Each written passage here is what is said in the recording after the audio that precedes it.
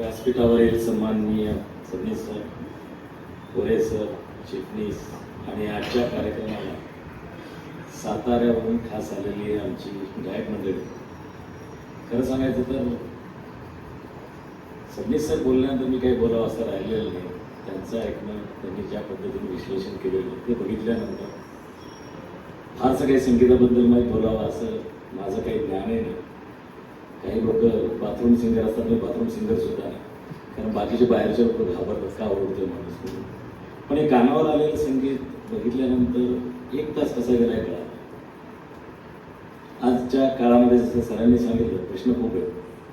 बाहेर आहेत, आतमध्ये आहेत, मनात आहेत, मनाच्या बाहेर आहेत, समाजात आहेत, राष्ट्रात आहेत, राष्ट्राच्या बाहेर आहेत, तर भांडणं चालली सगळी. अशा परिस्थितीमध्ये आपल्यावरती येणारा स्ट्रेस कमी करण्याचं एक साधन म्हणजे अशा प्रकारची गाणी असतात. आणि अतिशय जुनी गाणी, अतिशय सुंदर आहे, शब्दांना सुद्धा अर्थ आहे त्याची. आणि हे सगळं बघितल्यानंतर 1-1.5 तास आपल्याला अगदी शांततेत स्ट्रेसची लेवल मी सहज बघत होतो. माझ्याकडे ॲप आहे, त्या ॲपमध्ये कळते की बऱ्यापैकी खाली चाललेली होती. इतकं चांगल्या पद्धतीने सगळं गायक आपल्यासमोर सादर करीत आहे त्यांची कला. डॉक्टरांचं मला वाटतं दुसऱ्यांदा मी ऐकण्याचा योग आला. आधी मला डॉक्टर आहेत असं वाटलंच नाही खरं सांगायचं, पण हे सुरांची सुद्धा डॉक्टर आहेत असं इथं आल्यानंतर माझ्या लक्षात आलं.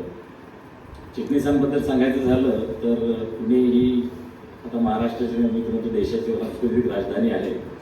आणि सातारची गादी तुम्हाला सगळ्यांना माहीतच आहे.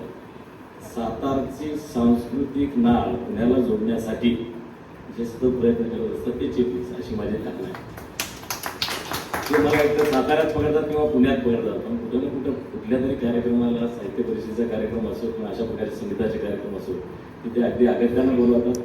त्याच्याबद्दल मी त्यांना धन्यवाद देतो. एक 15 वर्षापासून राहणारा सातारकर म्हणून मी त्यांचं खरं तर अगदी मनपूर्वक स्वागत करतो, अभिनंदन करतो.